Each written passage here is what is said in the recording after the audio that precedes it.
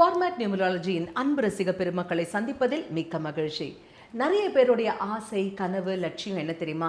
கொஞ்சம் கொஞ்சமாக குருவி சேர்க்குற மாதிரி காசு சேர்த்து நமக்குன்னு சொந்தமாக ஒரு இடம் வாங்கி அழகான ஒரு வீடு கட்டணும், இல்லை சொந்தமாக ஒரு ஃப்ளாட்டு கட்டி அங்கே போய் அப்பாடான நிம்மதியாக வாழணும் அப்படிங்கிறது தானே.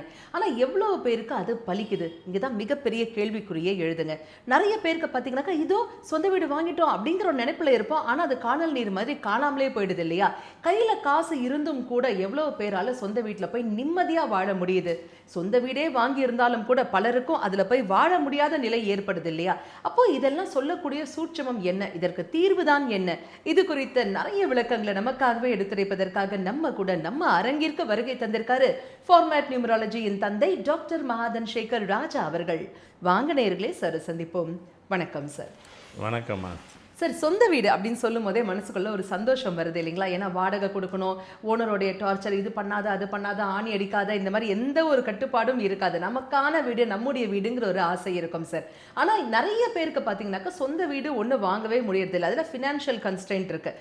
சில பேருக்கு கையில் காசு இருந்தும் கூட சொந்த வீடு வாங்க முடியாத நிலை தள்ளி தள்ளி போயிட்டே இருக்கு. இன்னும் சிலருக்கு பார்த்தீங்கன்னாக்கா சொந்த வீடு வாங்கியிருப்பாங்க, எங்க நீங்கள் அங்கே இருக்கீங்களா அப்படின்னு கேட்டாக்கா, இல்லைங்க அது ஒரு பக்கம் இருக்கு, நான் வாடகை வீட்டில் தான் இருக்கேன் அப்படின்னு சொல்கிறோம் நம்ம பார்க்கிறோம் சார். இவ்வளவு குழப்பங்களுக்கும் சொந்த வீட்டுக்கும் இருக்கக்கூடிய அந்த கனெக்டிவிட்டி என்ன? இதற்கு தீர்வு தான் என்ன? உங்க ஃபார்மேட் நியூமராலஜியின் ரீதியாக இதற்கு என்ன விளக்கம் கொடுப்பீங்க சார்? கண்டிப்பாக சொந்த வீடு என்பது ஃபர்ஸ்ட் ஆஃப் ஆல் எல்லாத்துக்கும் அமைஞ்சிருதான்னாக்கா, அரசாங்கம் என்ன சொல்லணும், எல்லாத்துக்கும் சொந்த வீடு தான் இருக்கணும்னு தான் சொல்லுது. ஒவ்வொரு வீட்டுக்கும் ஒரு வீடு, அது நாங்கள் கொடுத்தாலும் சரி, நீங்களும் உங்கள் காசு போட்டு வாங்கிட்டாலும் சரி, அதுக்கு தான் இஎம்ஐன்னு ஒன்று கொடுக்குறாங்களே. இப்போ கவர்மெண்ட்டு எல்ஐசின்னு ஒன்று, அந்த டிபார்ட்மெண்ட் எதுக்கு வச்சுருக்குறாங்க? மக்கள் எல்லாத்துக்கும் வீடு வாங்குங்க, அரசாங்கம் தான் கட்டி கொடுக்கணும். இல்லை, எங்களுக்கு பதில் நீங்களே கட்டிக்கிங்க, நாங்கள் கம்மி உங்களுக்கு லோனும் சரி இஎம்ஐயும் உங்களுக்கு கம்மியாக பண்ணித்தரோம்.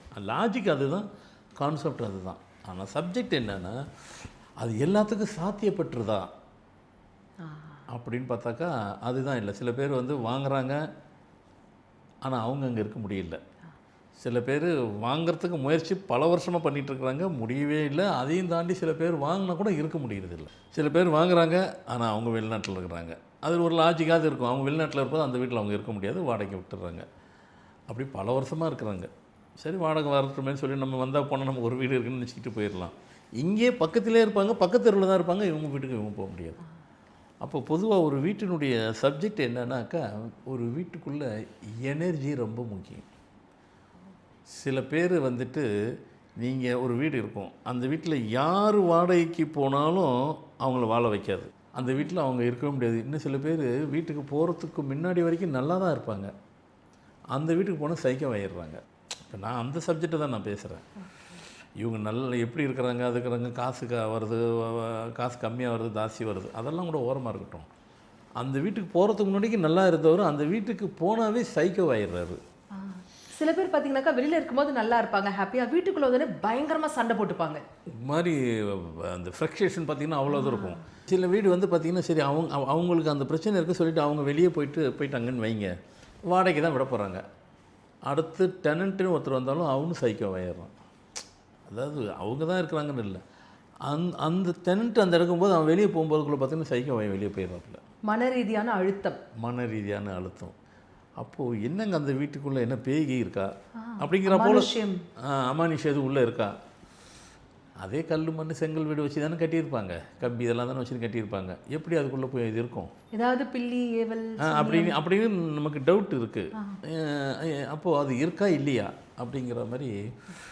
அப்போது அந்த வீட்டுக்குள்ளே எனர்ஜி ரொம்ப முக்கியம். சில வீடு அப்படின்னு குறிக்கப்பட்டிருக்கும்.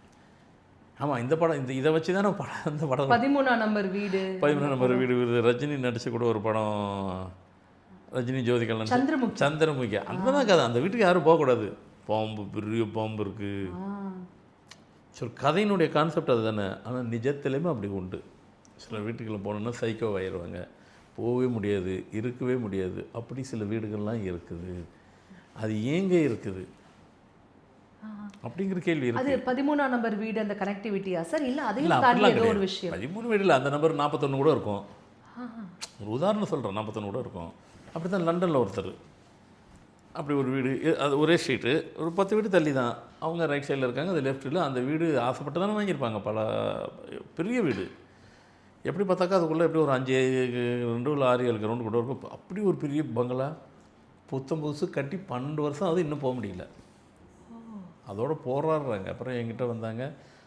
அதுக்கு சில பூஜைலாம் பண்ண சொன்னேன். நான் இங்கே இருந்துகிட்டே அதை வீட்டை ஃபோட்டோ எடுத்து அமிச்சாங்க. அது போட்டாக்கா பண்ணாக்கா அதுக்குள்ளே ஒரு காக்கா இவங்க போவே இல்லை. பல வருஷம் ஆச்சு வீட்டுக்குள்ளே போகல. திருப்பி அப்புறம் நான் இதெல்லாம் பண்ண சொன்னதுக்கப்புறம் வீட்டுக்குள்ளே போகிறேன், அலோவ் பண்ணிடுச்சு. வீட்டுக்குள்ளே போகிறாங்க. போனால் ஒரு காக்கா டெய்லி வருது. யாருன்னா உள்ளே போனோன்னா அவங்கள விரட்டுது. காக்கா. ஆனால் அவங்க என்ன சொல்கிறாங்க, அது காக்கா நாங்கள் நினைக்கிறோம். அது காக்கா கிடையாது, அது ஒரு வகையான ஒரு பறவை மாதிரி பேர்டு. அது என்ன பேர்டுன்னு தெரியல அப்படின்றாங்க. அப்போது அது மைட் பி அது உள்ளுக்குள்ளே கூடு கட்டியிருக்கோம், அதனால கூட அதெல்லாம் இல்லை அவங்க அதெல்லாம் வீட்டுக்குள்ளே போயிட்டாங்க. அப்புறம் நான் வீட்டுக்குள்ளெலாம் போய் சில வேலையெல்லாம் பண்ண சொன்னேன். அப்புறமா அது வரல, ஒன்றும் இல்லை, சரியாயிருச்சுன்னு வச்சுக்கோங்க. அப்போ 12 வருஷம் வரைக்கும் அவங்கள அலோவ் பண்ணல அந்த வீடு. அவ்வளோ பிரச்சனை கொடுத்துருக்குது. இது வாஸ்து ரீதியான கனெக்டிவிட்டியாக இருக்குமா சார் இது? இல்லை, அதுதான் அப்போ அதுக்கு தான் சொல்ல வரேன். வாஸ்து தவறு இருந்தாலும் இது நடக்கும். சில வீடுகளுக்கு வந்துட்டு செய்கிற வழிமுறைகள்லாம் அதுக்கு தான் இப்போ சொல்ல வர்றதே உங்களுக்கு அதுக்கு தான் பிரீஃபாக சொல்ல போகிறது. அதுக்கு தான் நம்ம பாட்டு வீடுங்கிறது ஒரு அசால்ட்டாக ஒரு அனாவசியமாக எடுத்துக்கிறோம். முதல்ல அந்த வீட்டு மண் வளம் ஃபஸ்ட்டு ஒரு வீடு இடம் வாங்க போகும்போது அதுக்கு பூமி பூஜை போட்டுடணும். ஒரு இடத்த வாங்கினீங்கன்னா பூமி பூஜை போட்டுட்டு ஒரு பசுமாட்டை கொண்டு வந்துட்டு இப்போ வீடு கட்டப்போ போகிறீங்கன்னு நீங்கள் இதெல்லாம் யாரும் செய்கிறதில்ல, நீங்கள் செய்யுங்க. அப்போ தான் ஏன்னா நம்ம எப்பவுமே சேஃபர் சைட்லேயே இருந்துக்கிறணும். ஒரு பசுமாட்டை கொண்டு வந்துட்டு நம்ம வந்துட்டு கிரக பிரசத்தை அன்னைக்கு மட்டும் பசுமாட்டை அப்படி இப்படி வரோம், இப்படி விட்டுட்டு அமுச்சிட்டு போயிடுறோம், லட்சுமி உள்ளே வரட்டுன்னு. நீங்கள் வீடு கட்டுறதுக்கு முன்னாடி ஒரு பசுமாட்டை கொண்டு வந்துட்டு ஒரு நைட்டு ஃபுல்லாக அங்கே கட்டி வச்சிடணும். அதுக்காக வாங்க முடியாது. அது பசுமாட்டை வச்சுக்கிறவங்கள காசு கூட கொடுத்தானா அவன் கொண்டு வந்துட்டு ஒரு இரவு அங்கே தங்க வச்சிடணும் அந்த இடத்துலையே. இப்போ நாளைக்கு வீடு கட்டப்போ போகிறீங்கன்னாக்கா முன்னைட்டு செய்ய வச்சுருங்க. ஒரு இரவு ஃபுல்லாக தங்க வச்சுருங்க. சாயந்தரமே கொண்டு போய் விட்டுருங்க. காலம்பரை கூட ஒரு 6-7 மணிக்கு ஓட்டிகிட்டு போயிடட்டும். அப்போது அந்த ஒரு நைட்டு இருந்துருச்சுனாக்கா அந்த பசுமாடு அந்த வீட்டுக்குள்ளே அந்த இடத்துக்குள்ளே காலி இடம் தான். நைட்டு ஃபுல்லாக இருக்குதா இருக்க மாட்டேங்குதா? அது ஃபுல்லாக இருந்துருச்சுன்னா உங்களுக்கு அந்த வீடை நீங்கள் கட்டலாம், உங்களை ஒன்றும் பண்ணாது. அது இருக்கவே மாட்டேன்ருச்சு அப்படின்னாக்கா நீங்கள் வாங்கியிருக்கீங்க இடம், அந்த இடத்துக்கு மேலே பிரச்சனை இல்லை, அந்த இடத்துக்கு அடியில் பிரச்சனை, பூமிக்கு அடியில் பிரச்சனை. அங்கே ஏதோ ஒரு பிரச்சனை இருக்குது. அது உங்களை இருக்க விடலை. நீங்கள் நாளைக்கு அதை மீறி வீடு கட்டிட்டு தெரியாமல் அப்படி கட்டிட்டிங்கனாக்கா அதுக்கப்புறம் வீட்டில் குடியிருக்கிறது இல்லை, வீட்டுக்குள்ளே போயிருந்தால் சைக்கோ ஆயிடுறது, வீட்டுக்குள்ளே இருந்துனாக்கா மென்டல் ஸ்ட்ரெஸ் ஆயிடுறது, உங்களை என்னென்னத்தையும் போட்டு பண்ணி எடுத்துரும். ஏதோ சத்தம் கேட்கும், சிரிக்கிற மாதிரி, தண்ணி கொட்டுற மாதிரி, அதெல்லாம் கூட சொல்லி கேள்விப்பட்டு. பூமிக்கு அடியில் இருக்குது. அப்போ ஒரு பசுமாட்டை விட்டுட்டு ஒரு இரவு தங்க வச்சுட்டு அதுக்கப்புறம் செய்யுங்க, அந்த பிரச்சனை இருக்காது. One thing. செகண்டரி, பூமி பூஜை போடணும்.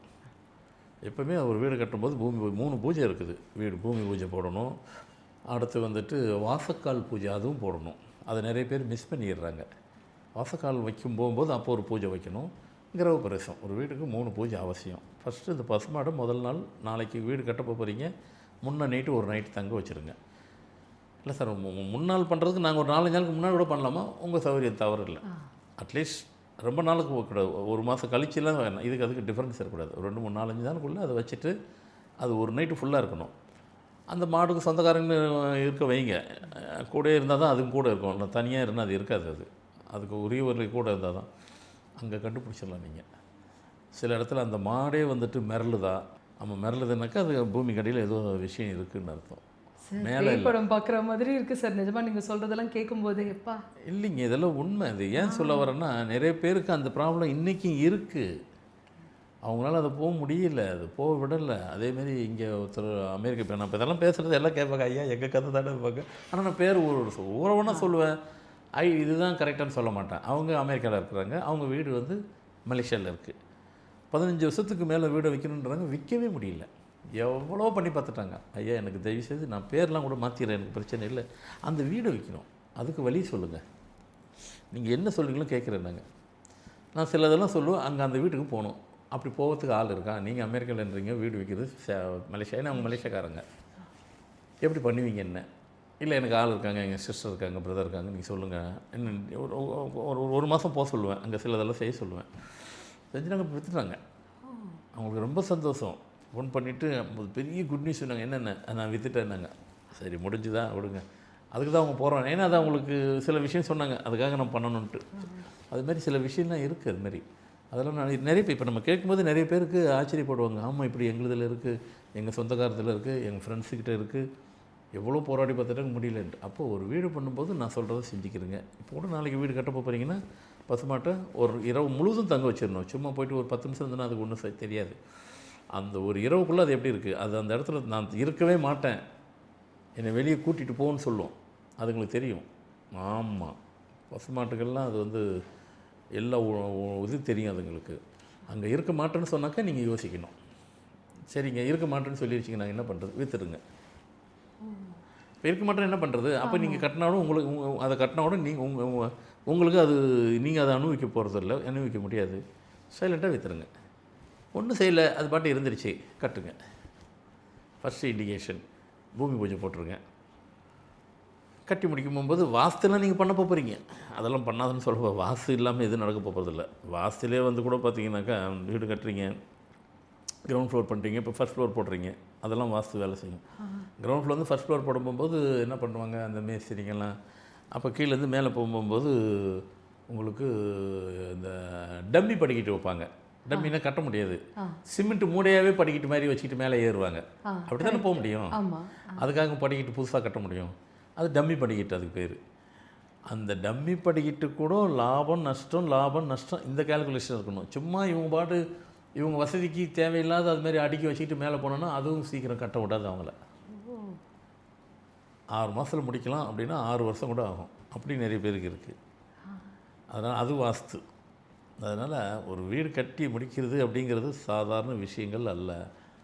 அதை கட்டி முடிச்சுட்டு அதில் நீங்கள் போய் இருக்கிறது அதை விட சாதாரணது இல்லை.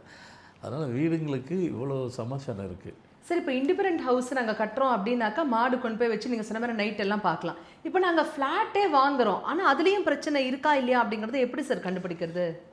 ஆமாம், சரி, நம்ம இண்டிவிஜுவலுக்கு தான் சொல்ல முடியும். அது நம்ம ஒன்றும் பண்ண முடியாது தானே. அது என்ன, அது அப்பார்ட்மெண்ட்ஸில் போயிட்டு நாம் கொண்டு போய் என்ன பண்ண முடியும்? ஒன்றுமே செய்ய முடியாது. அது கூட கிரவுண்ட் ஃப்ளோராக இருந்தாக்கா வாங்குறதுக்கு முன்னாடி டெஸ்ட் பண்ணலாம், வாங்குறதுக்கு முன்னாடி. ஆனால் அதுக்கு அந்த பில்டர் அதுக்கும் ஒத்துப்பாங்களான்னு தெரியாது. சார் கிரகப்பிரசத்துக்கு பண்ணுங்க சார் சொல்லுவாங்க. அதை கூட நீங்கள் செக் பண்ணணுன்னா பண்ணிக்கலாம். கரெக்ட். இப்போ ஹை ரைஸ்டுனா மாடு அது ஒன்று கிரவுண்ட் ஃப்ளோருக்கு மேலே போயிடுச்சுன்னா வாய்ப்பு இல்லை. அதெல்லாம் நீங்கள் கண்டே பிடிக்க முடியாது. அதுக்கு வந்து எந்த இது கிடையாது. அப்பார்ட்மெண்ட்ஸுக்கு என்ன லைஃப் இருக்குமோ அந்த லைஃப் தான். அதுக்கு அந்த பில்டிங்க்கு என்ன லைஃபோ அதை வாழ்கிறவங்களுக்கு அவ்வளோதான் இருக்கும். நம்ம லக்ஸரியாக வச்சா லக்ஸரியாக இருக்கிற மாதிரி நினச்சிக்கிறோம். இருந்துருச்சுன்னா சந்தோஷம். நம்ம இண்டிவிஜுவலுக்கு தான் அதுக்கு பொருந்துது. அது அப்பார்ட்மெண்ட்ஸுக்கு அது பொருந்தாது தான். அது செய்ய முடியாது, பொருந்தாதுன்னு இல்லை, செய்யவும் முடியாது அதில். ஏன்னா அதுக்கு தான் சொல்லுவோம், ஒரு வாசத்தில் கூட பார்த்திங்கன்னா இண்டிவிஜுவல் ஹவுஸுக்கு 100% அஃபெக்டிவும் எஃபெக்டிவும் வேலை செய்யும். அப்பார்ட்மெண்ட்ஸுக்கு வந்துட்டு பார்த்திங்கன்னாக்கா அது 50% தான் அஃபெக்டிவும் எஃபெக்டும். குவார்ட்டர்ஸு 25 தான். கவர்மெண்ட் குவார்ட்டர்ஸு 12.5 தான் அஃபெக்டிவ் எஃபெக்ட். அப்படி தான் ஒரு அந்த பவரும் எஃபெக்ட் எவ்வளோன்னா இதான் பர்சன்டேஜ் தான். அப்போ இண்டிவிஜுவலுக்கு தான் வந்துட்டு, அதனால தான் இண்டிவிஜுவல் ஹவுஸில் ஏதாவது கொஞ்சம் அப்படி இப்படி எதனா இருந்ததுன்னா கூட இதாக இருக்கும். சரி, இதில் ஒரு சின்ன இன்னொரு டிப்ஸ் கூட கொடுத்துட்றேன். இது எல்லாத்துக்கும் பொருந்தும். நம்ம வீட்டுக்கு வந்துட்டு லக்ஷ்மின்னு ஒன்று வேணும். எல்லார் வீட்டுக்கும் லக்ஷ்மி வரணும்.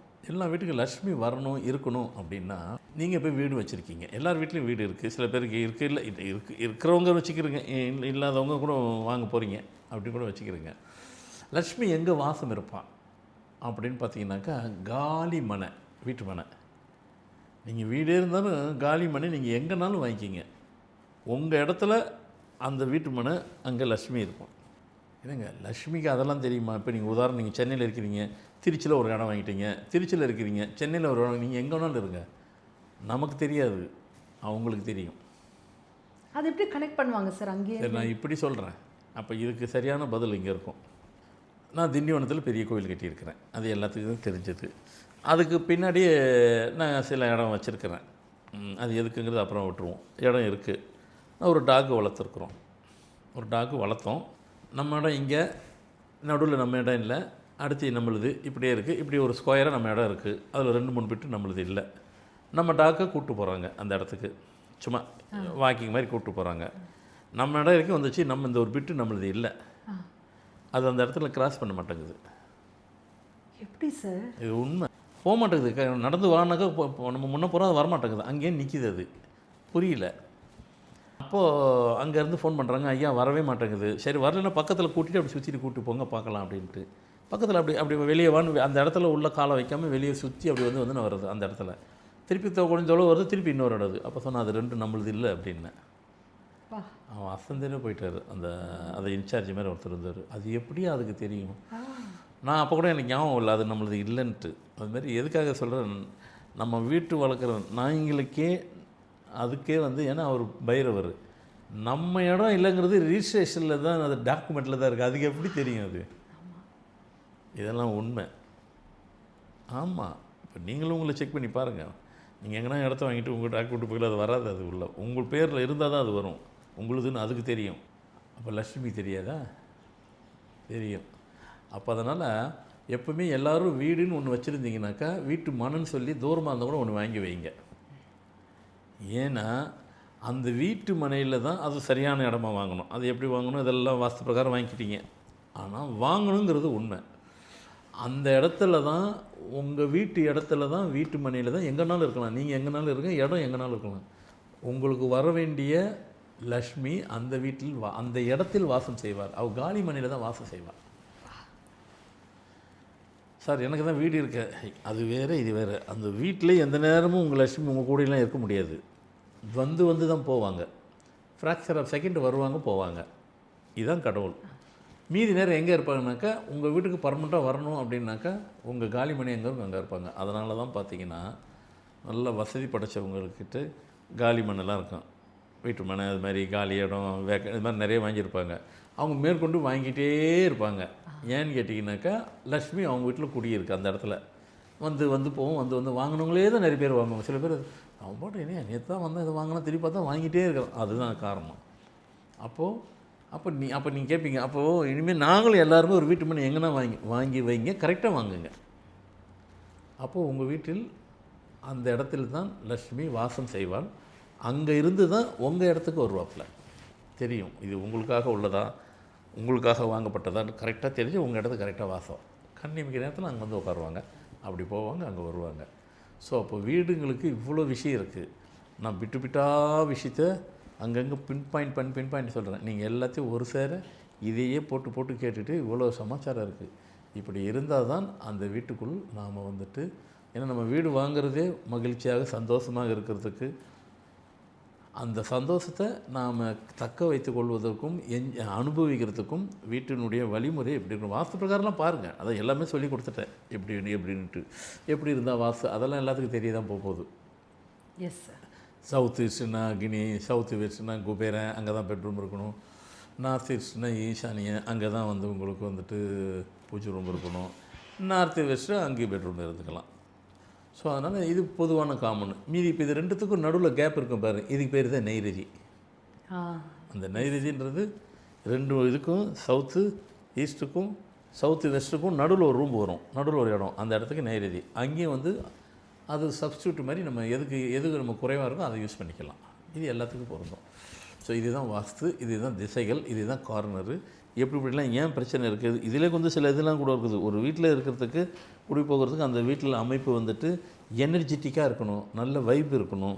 அந்த வீட்டுக்குள்ளே மங்கள போஜன், அப்புறமா வீட்டில் ஸ்தாப வளர்வு, அந்த வீட்டு இப்படி நிறைய பாயிண்ட்லாம் எழுதினேன். அப்புறம் வீட்டின் ஆத்வீகம், இதெல்லாம் அதுக்குள்ளே இருக்கணும். அப்படி நீங்கள் இதெல்லாம் இப்படி கரெக்டாக பார்த்து வாங்கிட்டீங்கனாக்கா அந்த வீட்டுக்கு போனதுக்கப்புறம் இப்போ தாங்க வாழ்க்கையே சந்தோஷமாக வாழ்கிறோம் அப்படின்னு எல்லாரும் நினைக்கணும், எல்லாருக்கும் கிடைக்கணும், எல்லாருக்கும் நடக்கணும். நான் சொல்கிற பிரகாரம் செய்யுங்க, அவ்வளோ பேருக்கும் கிடைக்கும், நடக்கும். அருமை சார். வாழ்க்கை என்பது வாழ்வதற்காக அல்ல, கொண்டாடுவதற்காக அப்படின்னு சொல்லுவாங்க. திண்டாட்டமான வாழ்க்கையை கொண்டாட்டமாக மாற்றி அமைக்கக்கூடிய அழகான விளக்கங்கள் எங்களுக்காகவே பகிர்ந்துக்கிட்டீங்க சார். கொடான கொடி அன்பு நெஞ்சங்கள் அனைவர் சார்பாகவும் மனமார்ந்த நன்றிகள்.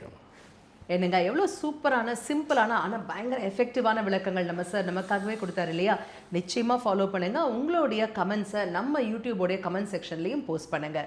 மீண்டும் அடுத்த நிகழ்ச்சியில் சந்திப்போம். ஆனால் அடுத்த நிகழ்ச்சியில் ரொம்ப சுவாரஸ்யமான ஒரு விஷயம். சார் சொல்கிற எல்லாமே சுவாரஸ்யமாக தான் இருக்குது. நம்ம சாப்பாட்டில் சிவப்பு மிளகாய், பச்சை மிளகாய், ரெண்டும் யூஸ் பண்ணுறோம் இல்லையா? அது இரண்டுமே வந்து உடல் நலத்திற்கு அவ்வளவு நல்லது கிடையாது அப்படின்னு சொல்கிறாங்களே. அப்போ இதுக்குள்ள எண்கணித ரீதியாக சார் கண்டுபிடிச்சிருக்கக்கூடிய அந்த விஷயம் என்ன இருக்குது, அதை நம்ம எப்படி சரியாக பயன்படுத்தினால் நம்முடைய உடல் ஆரோக்கியத்திற்கும் நம்முடைய வாழ்க்கை வளர்ச்சிக்கும் அது ஏதுவாக இருக்கும்? இது குறித்த $1 மில்லியன் ஆன்சர் அடுத்த எபிசோடில் சார் கிட்ட கேட்டு நம்ம எல்லாரும் தெரிஞ்சுக்கலாம். மீண்டும் சந்திப்போம். அதுவரை நன்றி, வணக்கம்.